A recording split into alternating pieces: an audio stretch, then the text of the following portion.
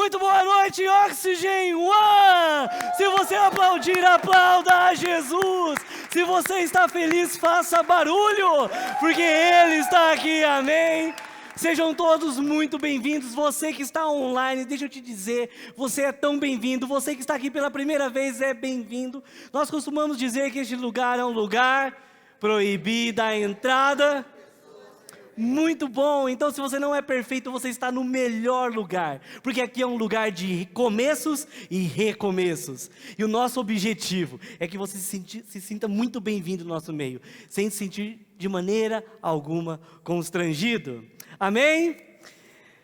Querendo só recapitular, gente, esse aviso que eu estava tão animado para poder falar para vocês, segurando a língua durante as últimas semanas, o nosso Camp One, cara, tá incrível.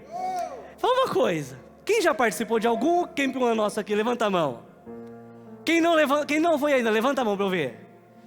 Cara, vocês não foram, vocês estão perdendo, porque deixa eu falar, é sensacional, todas as edições foram fantásticas. Esse ano nós gostamos tanto que tivemos duas, fizemos de carnaval, fizemos uma de inverno, mas o próximo ano agora, gente, é na praia. Chega, vai ser fantástico. E nós temos o quê? Um lote promocional. Muita gente já quer saber valor, preço. A gente vai falar para vocês hoje, então no final dessa reunião você pode procurar a gente lá, que a gente vai passar as informações. Só que você não vai fazer inscrição hoje. A gente, para ser justo com todo mundo, então a gente vai anunciar hoje, vai anunciar amanhã. E no próximo domingo, dia 4, está aberta as inscrições, certo? Lá a gente já vai jogar limpo com você, já vai mostrar o valor de todos os lotes, para você já saber quanto que você paga se for pegar o primeiro e quanto você paga se pegar o último. Uma dica, gente, não deixa para a última hora, porque todo ano é a mesma coisa. Sempre as pessoas acham que a gente está inventando, Marquinhos, coisa que não, é mentira, é jogada de marketing isso. Todo ano fica um monte de gente de fora e depois fica chateado com a gente. E é verdade, a gente tem uma estrutura, a gente tem uma rotina. Só que não vai ser no carnaval, tá, gente? Vai ser em abril. Então aí você tem um tempo, você vai poder parcelar em 10 vezes sem juros. Cara, e fala uma coisa, tá mais barato do que você ir pra praia por conta própria, tá? Então vai por mim, vai ser fantástico. Vocês estão preparados para hoje? Muito obrigado, Marcelo, o pessoal aqui, vocês estão... Vou mandar um bistão para cá, vou ministrar para vocês, brincadeira. Vocês estão preparados? Amém, melhorou, 50%, glória a Deus. Jesus vai pegar você hoje, amém? Gente, nós estamos ministrando uma nova série, chamada O Nome. Como disse o pastor Cid, o nome da série é O Nome. E nós estamos traçando uma jornada, a trajetória de Jesus enquanto homem, desde o seu nascimento, crescimento, depois seu batismo, tentação, ministério, curas, milagres. Nós estamos olhando tanto para o seu lado humano como para o seu lado divino, porque muitas vezes a gente tira a humanidade de Jesus. E nessa série nós gostaríamos que você olhasse para Jesus também pelo lado humano dele, de tudo que ele passou aqui na terra, como eu e você. A gente caminhou para a última ceia com seus apóstolos, o jardim do Getsêmani, a sua prisão, julgamento, condenação, açoitamento, e nós fomos a semana passada, retrasada, né? No último Oxygen One, até a crucificação, até o último suspiro de Jesus, quando ele fala está consumado. E o que eu quero ensinar para vocês com essa série é que o nome de Jesus não é um nome comum, não é um nome qualquer, mas é o nome, porque no nome de Jesus há poder, há cura, há milagres. Jesus ressuscita os mortos, Jesus faz todas as coisas através do nome dele. A Bíblia fala em João 1:1 que ele é a palavra, ele é o verbo. Então quando nós invocamos o nome de Jesus, você não está invocando apenas um nome, mas você está chamando o nome. E se você estiver com a sua Bíblia ou o aplicativo do seu celular, eu gostaria que você abrisse na versão que você mais gosta, de Apocalipse 5. Apocalipse 5, versículo 5, a parte B.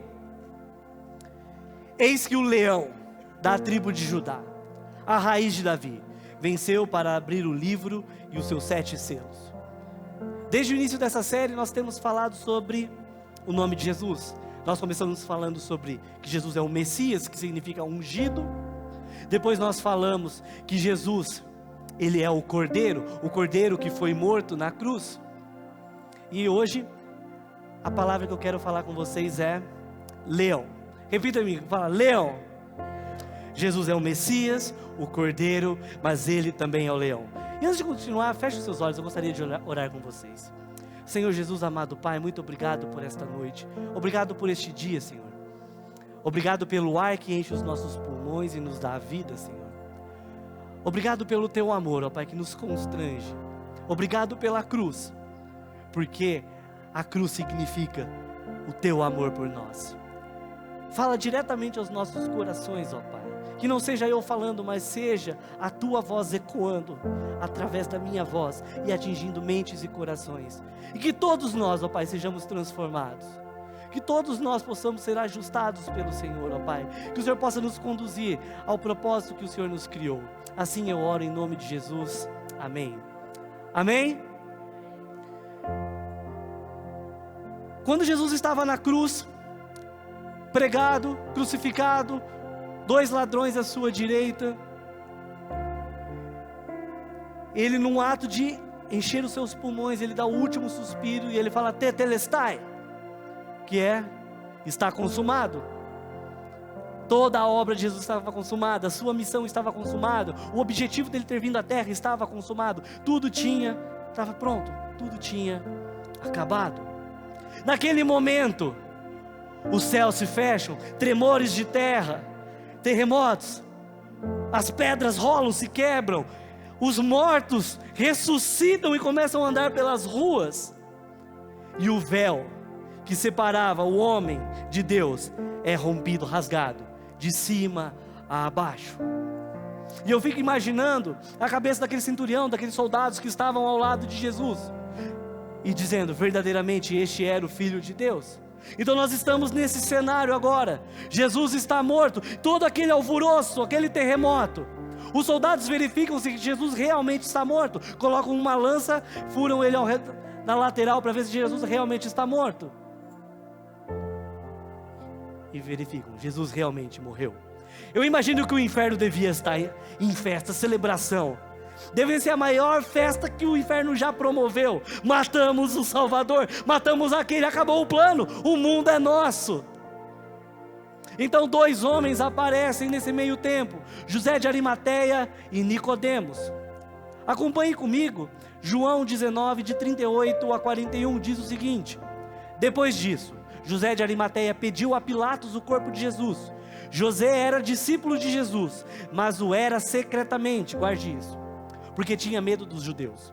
Com a permissão de Pilatos, veio e levou embora o corpo. Ele estava acompanhado de Nicodemos, aquele que antes tinha visitado Jesus à noite. Nicodemos levou cerca de 34 quilos de uma mistura de mirra e aloés. Guarde isso também. Tomando o corpo de Jesus, os 2 o envolveram em faixas de linho, juntamente com as especiarias, de acordo com os costumes judaicos de sepultamento. No lugar onde Jesus foi crucificado havia um jardim, e no jardim um sepulcro novo, onde ninguém jamais fora colocado. Até aqui, eu gosto de olhar para o texto, eu gosto de olhar as entrelinhas, as coisas que geralmente a gente lê batido e não percebe a atenção, sabe? Por isso que é importante quando você lê a Bíblia, pedir para que o Espírito Santo vai trazendo revelação, porque não é um livro qualquer, sabe? Às vezes tem coisas tão sutis ali que fazem totalmente diferença e dá vida ao texto. Se você observar, a gente vê tanto Nicodemos quanto José de Arimateia, eles eram seguidores, mas seguidores ocultos de Jesus, enquanto eles estavam, Jesus ainda vivia. Eles foram relutantes em se abrir, se declarar publicamente que eram seguidores de Jesus durante a vida dele, mas na sua morte, eles foram corajosos e eles então aparecem. José de Arimateia foi até Pilatos, pediu o corpo de Jesus, que atendeu esse pedido. E Nicodemos trouxe especiarias e o linho. Mas você consegue imaginar a ousadia desse discípulo oculto, José de Arimateia? Cara, pensa comigo. Pilatos havia acabado de condenar Jesus, um julgamento rápido. Açoitaram Jesus, um inocente, crucificaram Jesus, e você vai pedir o corpo daquele homem? Talvez passou na cabeça dele coisa do tipo: e se Pilatos fica pistola comigo e fala assim, ah é? Vou tomar umas chibatadas também para você aprender, para ver o que é bom, você é louco? E se ele fosse morto também? Ah é? Quer ficar perto de Jesus? Crucifica também, aí enterra os 2 juntos. Já pensou nisso? Cara, é loucura você pedir para o cara que mandou matar um e pedir o corpo. Mas ele foi. Agora vamos olhar para Nicodemos. A Bíblia diz que Nicodemos trouxe 34 quilos de mirra e aloe. Cara, isso é coisa pra caramba. Cara, é muita coisa. Imagina você pegar 34 quilos de perfume. Mano, não sei quanto, cara, isso aí acho que deve estar cheirando até hoje o túmulo de Jesus, porque, cara, é muito perfume. Quebra um perfume bom, né, gente? Porque perfume ruim, rápido, foi embora, é só álcool, né? Mas essa não era uma quantidade qualquer, não era tipo assim, banal. Por que a Bíblia ia citar que ele levou 34 quilos? Por que ele levou tudo isso? Ele foi intencional, sabe por quê? Era uma quantidade notória, porque essa quantidade era usada somente em sepultamentos de reis. Mais uma vez Jesus estava sendo declarado rei. Primeiro na placa acima da sua cabeça, declarado rei em 3 idiomas, ou seja, Jesus é o mesmo rei para todos os povos. E agora no seu sepultamento, Jesus é o rei dos reis. Embora a tumba pertencesse a José, o corpo de Jesus não pertencia a ele, mas a Roma. Como assim? Olha Mateus 27, 66, o que diz: indo eles, montaram guarda ao sepulcro, selando a pedra e deixando ali a escolta. Sabia que arqueólogos, eles acreditam que 2 tiras esticadas com cera endurecida receberam o selo de Roma, para poder, como se estivesse dizendo assim: afaste-se, o conteúdo dessa tumba pertence a Roma. Agora, fala uma coisa para mim, por que selar? Por que colocar uma guarda para proteger um morto? Eles tinham medo, mas medo do quê? Se você voltar nos versículos anteriores desse mesmo capítulo 63, 65, a 65 diz: e disseram, quem? Os fariseus: Senhor, lembramos, os fariseus estão conversando com Pilatos: Senhor, lembramos que, enquanto ainda estava vivo, aquele impostor, ou seja, Jesus diz: depois de 3 dias ressuscitarei. Ordena, pois, que o sepulcro dele seja guardado até o 3º dia, para que não venham os seus discípulos e, roubando o corpo, digam ao povo que ele ressuscitou dentre os mortos. Este último engano será pior do que o primeiro. Leve um destacamento. Várias pessoas, não era 2. A gente olha filme e acha que tinha um guardinha de cada lado. Cara, é um destacamento. Cara, é muita gente. Não tinha como entrar. Não tinha como rolar uma pedra, gente. A gente acha que é a pedra do Chaves, que é de isopor pintada. Cara, era uma pedra. Cara, a gente viaja, né? Respondeu Pilatos: podem ir e mantenham o sepulcro em segurança como achar melhor. Cara, fantástico. Mas como nós sabemos, tanto a guarda como a grande pedra e o selo foram inúteis, porque no domingo chegou, e a luz com ele também, porque Jesus é a luz, e com a luz veio a vida, e Jesus ressuscitou. Assim que as trevas são banidas, a decomposição do corpo é revertida, os céus sopram, Jesus respira, seu peito se expande, seus olhos e boca se abrem, suas mãos e os seus pés se movimentam, seu coração pulsa. Tutum, tutum, tutum, tutum. Jesus está vivo para nunca mais morrer. O Rei vivo está. É domingo de Páscoa. Jesus ressuscitou. E o mesmo Jesus está aqui hoje. Glória a Deus. Sabe? E à medida que eu olho para esse texto, eu falo: cara, uau, incrível. Mas eu não fico feliz pelo que eu leio, mas aquilo que nós sabemos. E sabe o que nós sabemos? Olha o que diz Romanos 6, 5 a 7, na versão da Bíblia, a Mensagem. Sabemos que quando Jesus foi levantado dos mortos, isso foi um sinal de que a morte não seria mais o destino final. Nunca mais ela terá a última palavra. Quando Jesus morreu, ele levou o pecado consigo. Agora vivo, ele traz Deus a nós. Cara, isso é incrível. Por isso o véu se rompeu. O povo, as pessoas não tinham relacionamento com Deus. Era proibido. Agora Jesus, o mesmo Rei para todos os povos, tem contato e livre acesso direto ao Pai. E Jesus, ele ouve para ouvir o seu coração, para ouvir as suas orações. Ele ama se relacionar com você. Jesus morreu pelo seu pecado, guarde essa. Sabe por quê? Ele morreu pelo seu pecado antes que você morresse nos seus pecados. Foi isso que ele fez. porque o nosso destino, desde Adão, era a condenação eterna, era a morte. Mas Jesus veio para nos dar vida, e não qualquer vida, não uma vida medíocre, não uma vida banal, mas uma vida em abundância. Sabe, alguns podem pensar, se fazer uma pergunta, talvez você já se fez essa pergunta, mas será que realmente foi necessário Jesus passar por tudo isso? Por que foi necessário? Sabe por quê? Porque isso sempre fez parte do plano de salvação, o plano perfeito de salvação e do amor de Deus ao homem. E eu quero ler com vocês o texto que o Vini leu. Apocalipse 5, de 1 a 9. Então vi na mão direita daquele que está sentado no trono um livro em forma de rolo, escrito em ambos os lados e selado com 7 selos. Vi um anjo poderoso proclamando em alta voz: quem é digno de romper os selos e de abrir o livro? Mas não havia ninguém, nem no céu, nem na terra, nem debaixo da terra, que podia abrir o livro, ou sequer olhar para ele. Eu chorava muito, porque não se encontrou ninguém que fosse digno de abrir o livro e olhar para ele. Então um dos anciãos me disse: não chore, eis que o leão da tribo de Judá, a raiz de Davi, venceu para abrir o livro e seus 7 selos.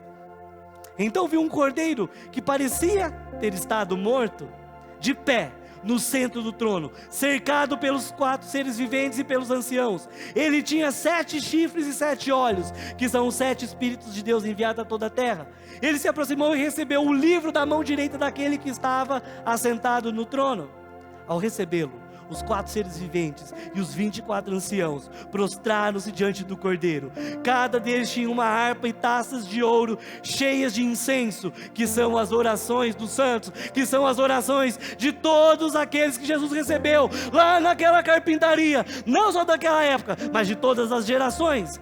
Verso 9, e eles cantavam um novo cântico: tu és digno de receber o livro e de abrir os seus selos, pois foste morto e com teu sangue compraste para Deus homens de toda língua, tribo, povo e nação.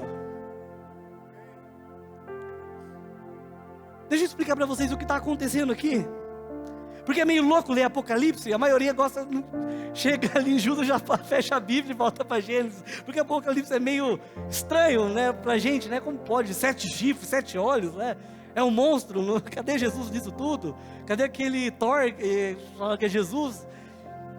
Mas essa é uma revelação do apóstolo João, o discípulo amado de Jesus. O apóstolo João está exilado na ilha de Pátimos e ele recebe uma revelação divina sobre o que haveria de acontecer nos últimos dias. E Deus começa a compartilhar daquele sonho com ele, daquela visão. E se você ler o capítulo 4, ele começa a descrever Deus, que ele vê Deus sentado no mais alto e sublime trono. E se você quiser saber como ele enxerga Deus, lê depois o capítulo 4. E peça a revelação para você entender também como que aquilo tenta formar na sua imagem. Mas a gente chega no capítulo 5, que é o capítulo que a gente leu. E João descreve que na mão direita de Deus, que está no trono, há um livro. Mas que livro que é este? Que livro que é, será? É da língua dos anjos? Está ensinando como falar em línguas, será? É um livro para te falar como ser feliz? 5 passos para a felicidade? Mais uma aula no final? Um sorteio direto com Deus ali, tete a tete? Que livro que é esse? É o livro da história, dos mistérios divinos. É o livro do planejamento e do propósito de Deus para toda a humanidade. Esse é o livro. Sabe, aqui a gente pode olhar um fato importante, porque o mundo não consegue entender, ele não consegue discernir, e nem muito menos o propósito da história da humanidade, porque para o mundo a humanidade está perdida. Muitos acreditam que a história é cíclica, ou seja, não existe uma meta nem um fim, a história está dando voltas, não existe conclusão. Para outros, a história é apenas uma sucessão de fatos sem significado, sem sentido. Não existe esperança, apenas o acaso. O que impera é a evolução do homem, a tecnologia, a nossa mentalidade. Para muitos, infelizmente, a única esperança que eles têm é a desesperança. Muitos vivem uma vida negativa, em desespero, achando que de fato estamos perdidos, a história está sem rumo. Mas quando nós lemos o capítulo 5 de Apocalipse, nós vemos a verdadeira verdade, que Deus que está no trono, Ele tem um propósito para a história da humanidade, e Ele tem na sua mão direita o livro, que é o livro da história toda.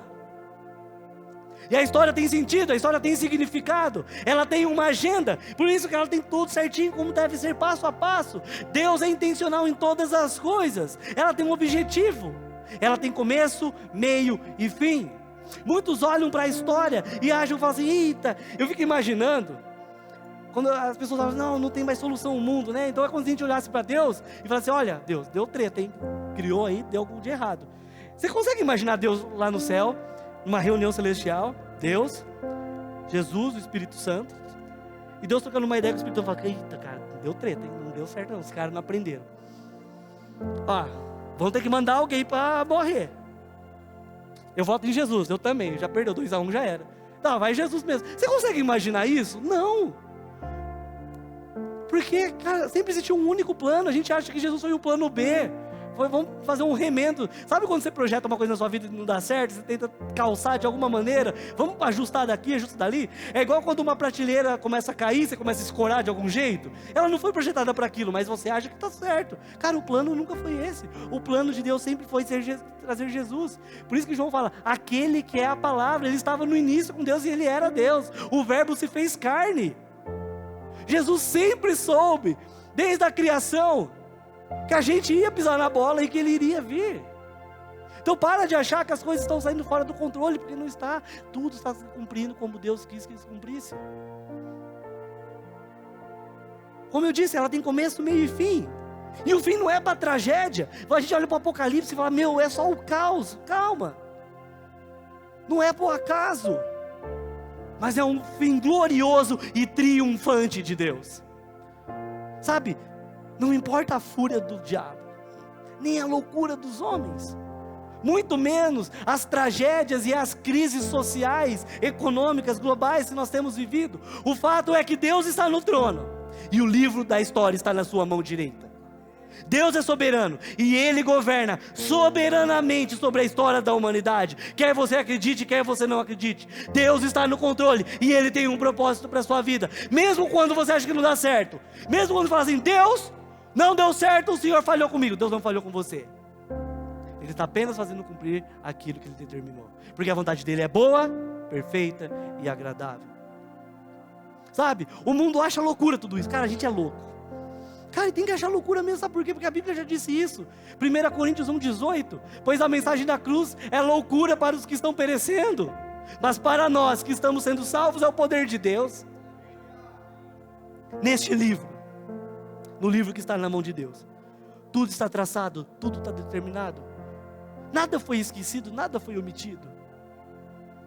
É por isso que a gente não precisa falar que a Bíblia precisa ser atualizada. O que precisa ser atualizado é a sua mente. Essa veio fresquinha, olha, nem está aqui. Sabe? Mas o homem, a humanidade, ela não consegue, e ela tem tentado decifrar por si só, sozinha, a história e qual que é o final dela. É por isso que o mundo, a humanidade não encontra sentido na vida, porque não há sentido na vida longe do Criador da vida. O sentido só está em Jesus Cristo. Então nessa visão que o apóstolo João está tendo, eu fico imaginando, cara, que visão louca, cara. Ele vê um anjo, e não é qualquer anjo, é um grande anjo. Eu não sei se era Miguel, se era Gabriel. Cara, mas fala que é um anjo poderoso. Não era baixo escalão não, cara, anjo grande. E falou assim, quem é digno de romper o selo e abrir o livro? E aqui eu quero fazer uma pausa para falar sobre o selo. Porque o selo antigamente é muito mais significado para as pessoas. Quem que manda carta aqui hoje em dia? Levanta a mão. Pô, vocês não mandam carta para o amiguinho, gente? Cara, as crianças na escola uma vez tiveram uma aula, uma experiência, enviar pelo correio carta para o amiguinho da escola, para saber como é chegar, porque vai acabar isso. Só chega pelo correio, só coisa da Amazon, gente. E nem pelo correio, vem. Se for Mercado Livre, cara, eu não aguento mais ver Mercado Full, velho. Deixa eu falar uma coisa, no escritório, eu tenho um escritório, e tem uma senhora que mora do lado. Cara, eu acho que ela é viciada em compra. Porque todo dia chega, para o carrinho amarelo ou a motinha no Mercado Livre para entregar. E geralmente ela não está, eles querem deixar lá no escritório para dar para ela. Vai que é como uma coisa perigosa, uma coisa que é sensível, quebra. Mas voltando, selo para a gente não tem muito sentido hoje, mas antigamente era o que assegurava que ninguém poderia ver o conteúdo de algo, como uma carta, por exemplo. Não era um selinho lá, era derramado cera quente, depois vinha um anel que prensava aquilo. Somente quem tivesse autoridade para poder romper o selo, poderia ver o conteúdo que estava ali. Cara, isso era claro para todo mundo. Ninguém era louco de chegar lá e abrir. Sabe? É por isso que Roma selou o túmulo de Jesus. Porque ninguém poderia abri-lo. Somente quem tivesse autoridade para isso. Então agora nós vamos voltar um pouco para a visão. Eu já vou falar do selo novamente, mas vamos voltar um pouco para a visão de João. E após a pergunta do anjo, vem uma resposta: ninguém. Nem no céu, ou seja, nem Gabriel. Miguel? Cara, mas Gabriel participou da história toda. Avisou Maria, avisou todo mundo que ia ficar grávido. Mas nem ele podia ter autoridade, nem os 24 anciãos, ninguém no céu todo celestial, puro, santo, poderia abrir. Olhou para a terra, Moisés não poderia abrir, Abraão não poderia, Isaac, Jacó, José. Cara, Elias, caramba, Eliseu, Daniel, Jeremias aqui podia aparecer junto com o João e começar a chorar, né? Porque já chorava aqui na terra, chora no céu também. Ninguém podia. Gostou, né, Marquinhos? Essa também foi, ó, piada nova, tá vendo, gente? Eu saí do coco e vou para essa. Ai, o coco eu não vou contar mais, gente, eu prometi. Mas a verdade é que não tinha ninguém digno de abrir o selo. Céu, nem terra, nem debaixo da terra. E não era nem abrir só, digno nem de olhar para ele. Cara, você tem noção do que é isso? Algo tão precioso que nem olhar você pode.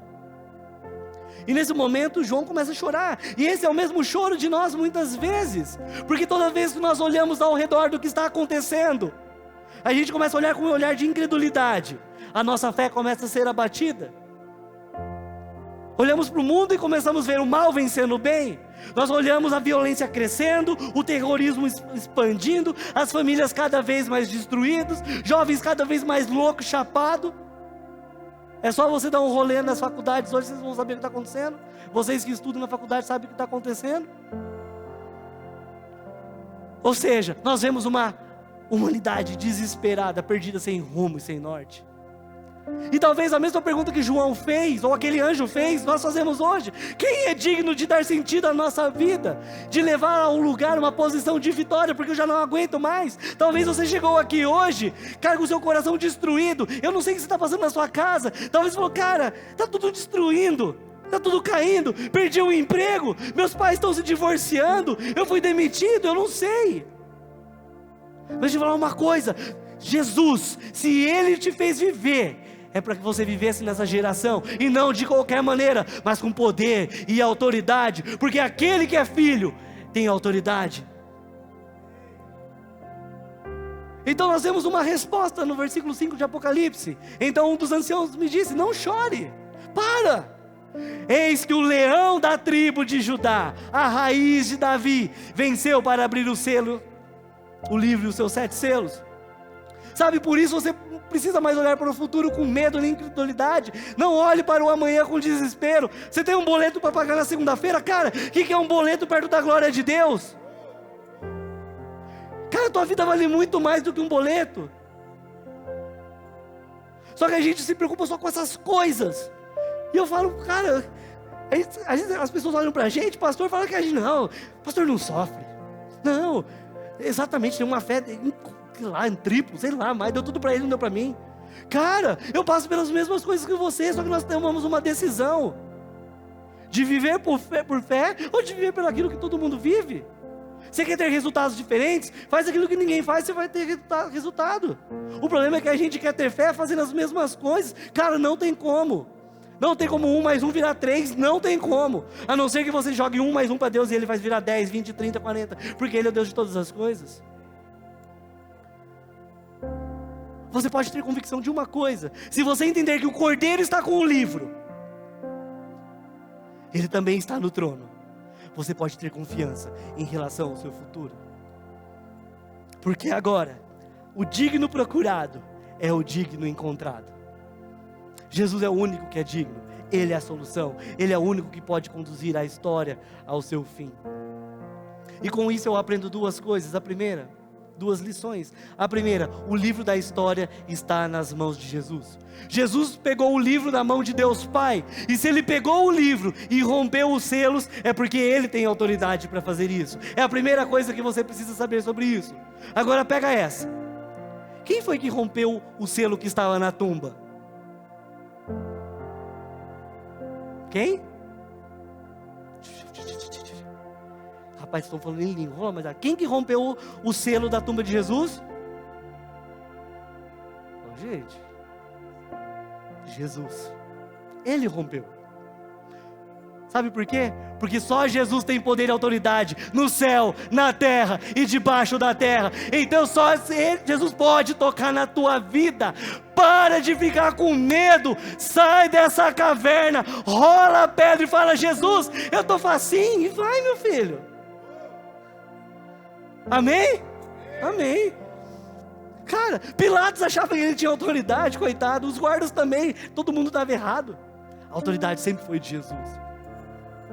Eles achavam que a gente está se achando o máximo. Eu posso cuspir em Jesus, eu posso colocar ele numa cruz e nada me acontece. Só aconteceu isso porque Jesus permitiu, cara. Se Ele não quisesse, ninguém chegava perto. Tudo foi escrito, tudo foi pensado, tudo foi planejado. Tudo sempre fez parte do grande plano do amor de Deus à humanidade. E somente Jesus tem condições. Por isso que somente Ele pode te levar a dar os passos certos na jornada que Ele construiu para você. Porque Ele sabe onde o caminho que você está trilhando sozinho vai te levar. Por isso você tem uma decisão. Continuar trilhando esse caminho por conta só. Você sabe onde ele vai levar. Por mais que você tente maquiar, por mais que a paisagem às vezes parece bonita, você sabe onde você está indo. Hoje é um dia, talvez, que Deus te trouxe aqui, para que você possa ter um novo recomeço na sua vida. A segunda lição é que Jesus venceu para abrir o livro e os 7 selos. E aqui nós temos 3 figuras, vamos falar de 2, nós temos o leão, o cordeiro e a raiz de Davi. Por que a raiz de Davi? Porque foi declarado o descendente de Davi. Por isso que nunca poderia ter vindo de Saul, porque era da raiz de Davi. Mas a gente tem a figura do leão e do cordeiro. A figura do leão é a figura do Messias vencedor. Mas quando João olha para Jesus, ele também vê um cordeiro, que nós falamos no último ano, que era uma coisa meio louca. E ele começa a fazer uma mistura entre leão e cordeiro na mesma pessoa. Agora escute isso, Jesus só é o Messias vencedor, porque primeiro ele foi o Messias sofredor. Jesus só foi o leão, porque primeiro ele foi o cordeiro. E porque ele foi o cordeiro que ele morreu, ele pode ser o leão que venceu. E o leão que vence só pode vencer porque o cordeiro morreu na cruz. Esse é o processo. Jesus morreu como um cordeiro, mas ressuscitou como um leão. É isso que nós acreditamos. Sabe, muitos acreditam que a vitória completa de Jesus vai se dar somente quando Jesus voltar para o arrebatamento da igreja, mas não. A vitória de Jesus já aconteceu por completa naquela cruz. Foi na cruz que Jesus esmagou a cabeça da serpente. Foi na cruz que Jesus expôs o inferno ao desprezo, à vergonha, à humilhação. Foi na cruz que Jesus conquistou a mais gloriosa e majestosa vitória. Por isso, a vitória sobre a sua vida já está declarada, já está definida e selada. Se você, pega essa, se você já entregou a sua vida e tem o Espírito Santo, você está selado, porque foste selados com o Espírito da verdade. E quem é o único que tem autoridade para romper o selo? Jesus. Por isso, o diabo não pode tocar em você, o inimigo não toca em você, porque você tem o selo da verdade. Agora, se você não recebeu Jesus, você não está protegido. Jesus não é invasivo, Ele não chega arrombando. O diabo sim veio para matar, roubar e destruir. Só tem o selo do Espírito, aquele que é do Espírito. E quando você tem esse selo, não existe nada, nem ninguém que pode romper o selo da sua vida. Por isso eu caminho firme, mesmo que tudo esteja desmoronando, eu caminho firme, porque eu sei quem me conduz é quem me criou. Sabe, Jesus nos comprou com precioso sangue, não para que você ficasse numa prateleira exposta no céu, guardado, esquecido.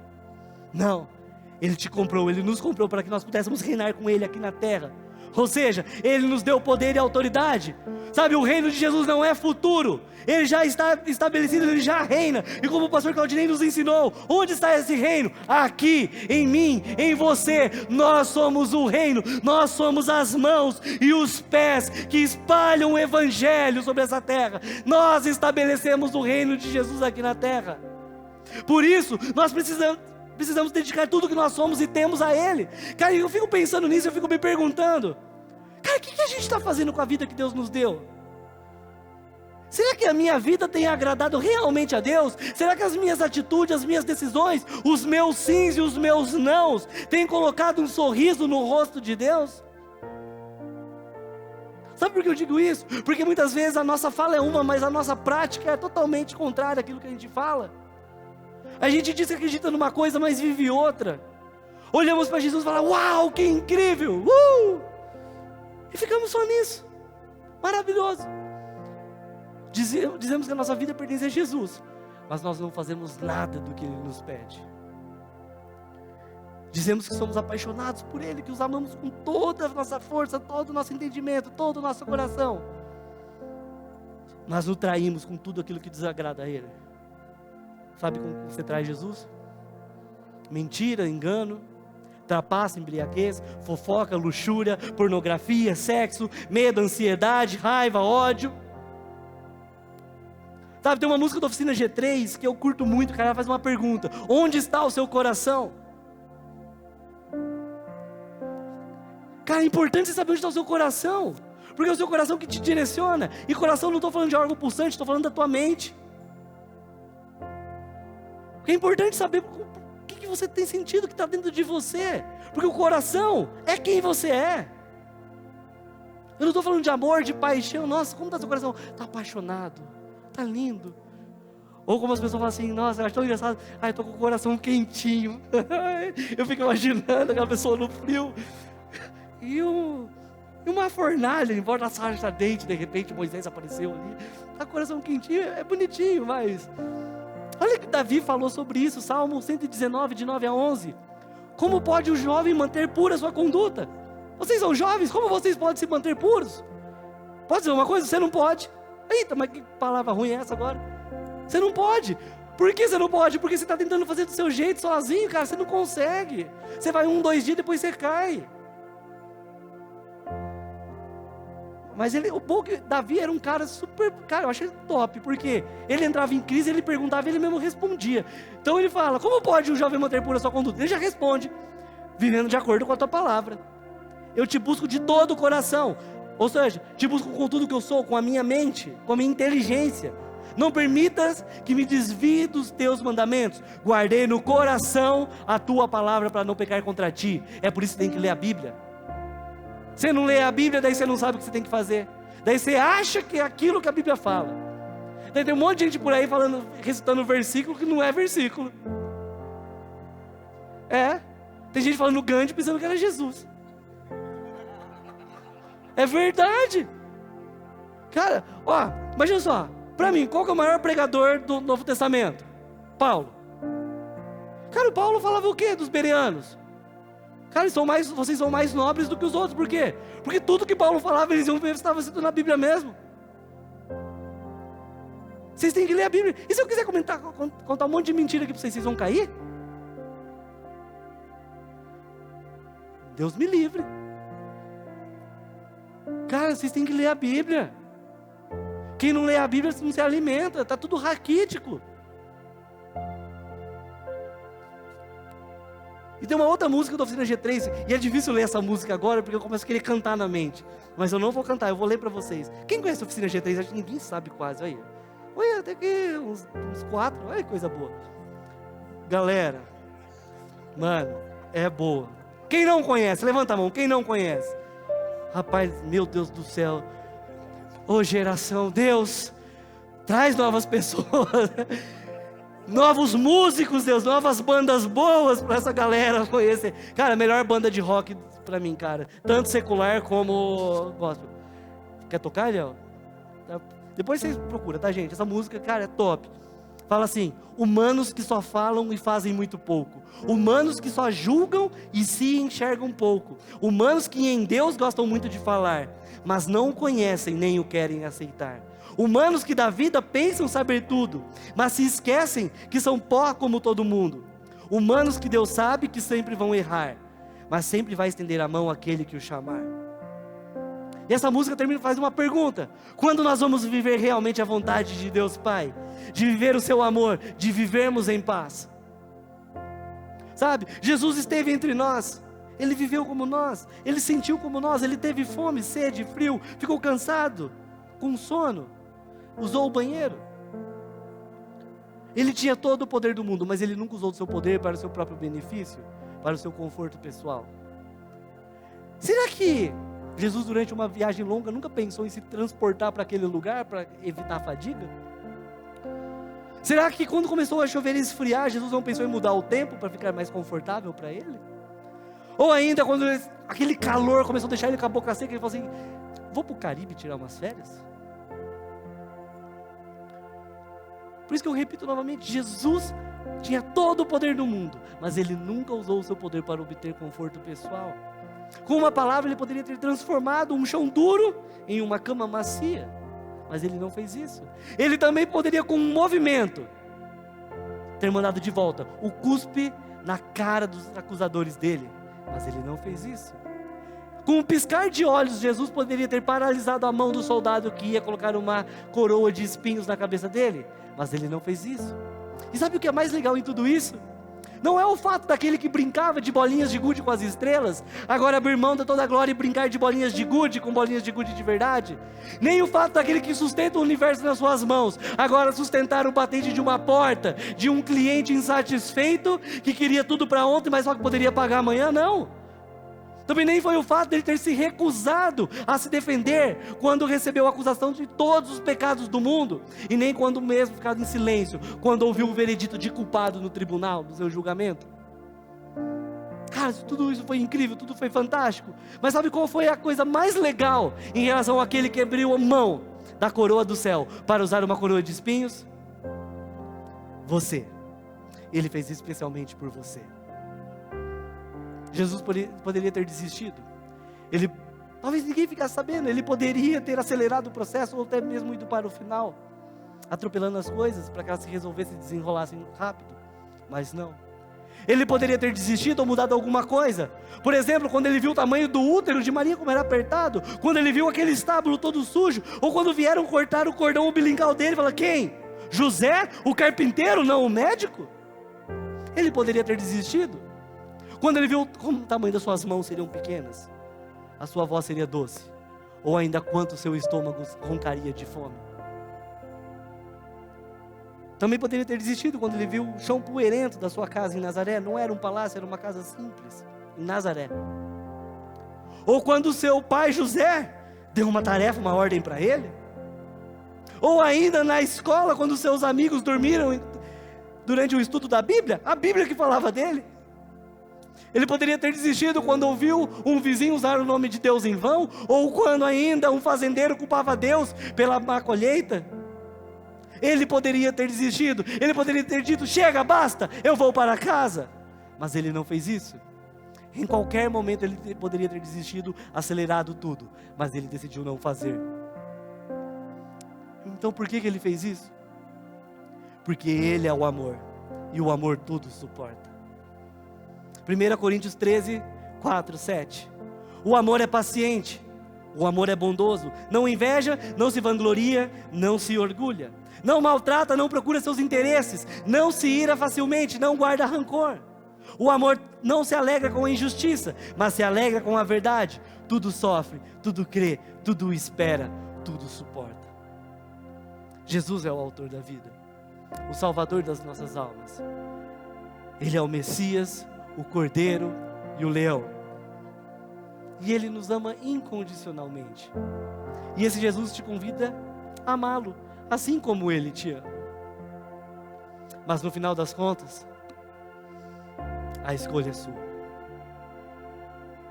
A escolha é sua. A escolha é minha. Ninguém pode decidir por mim. Eu te pergunto, qual que é a sua escolha hoje? Qual que é a sua decisão? Onde está o seu coração?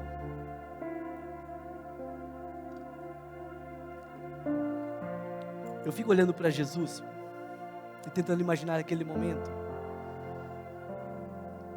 Porque olha, quando eu começo a olhar como o lado humano de Jesus, porque a gente gosta de tirar a humanidade de Jesus. E eu fico imaginando, sabe quando você machuca uma parte do seu corpo e dói muito?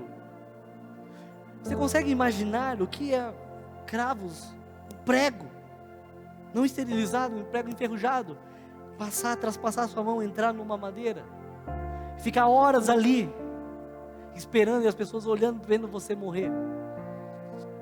Por que Jesus tinha que morrer? Porque ele estava assumindo a posição de cordeiro. Por que cordeiro? Porque na tradição judaica, um animal deveria ser morto pelo perdão de um pecado.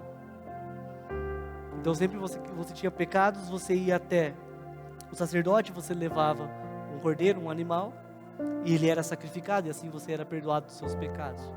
Agora Jesus, ele se torna o cordeiro, e ele assume todos os pecados do mundo, dos que tinham acontecido, dos que deveriam de acontecer. Sabe, muitas vezes, deixa eu falar uma coisa, quando a gente fala sobre cruz, nós não queremos falar sobre culpa, porque culpa, como nós aprendemos no domingo passado, é aquilo que o inimigo quer colocar na sua cabeça. Você sabe que você está errado, mas a tua culpa não te deixa de avançar. Jesus não vem para te culpar, ele vem para te perdoar. Sabe, Jesus quando morreu na cruz, eu fico imaginando que passava um trailer na cabeça dele, de tudo o que haveria acontecer na história ainda. Eu imagino ele me vendo, tomando as piores decisões da minha vida. Ele me vendo pecando, ele me vendo fazendo as coisas erradas que desagradam a ele. Mesmo assim, cara, eu vou morrer por você, porque valeu a pena morrer por você. Eu te amo. Eu não morri por você por causa da sua perfeição, mas porque você é imperfeito. E se você fosse perfeito, eu não precisava morrer por você. Você consegue imaginar Jesus? Sabe aquele dia que você deu aquela pisada feia na bola? Imagina a pior pisada de bola que você deu. Fala, cara, você se arrepende tanto, e talvez essa culpa esteja te carregando. Você está carregando essa culpa até hoje. Jesus já estava vendo aquele seu pecado lá atrás, e ele decidiu morrer por você assim mesmo. Sabe, você não tem que entregar sua vida e falar, coitadinho de Jesus, porque, cara, ele morreu por mim, então é o mínimo que eu posso fazer. Não, cara, não tem nada a ver com dó, não tem nada a ver com isso. Tudo fez parte de um plano de amor, de salvação. Não tem a ver com o que você faz, nem com o que fizeram com você. Tem a ver tudo com Ele, porque tudo se trata dEle. Não é sobre pessoas, não é sobre as nossas imperfeições. Feche os seus olhos.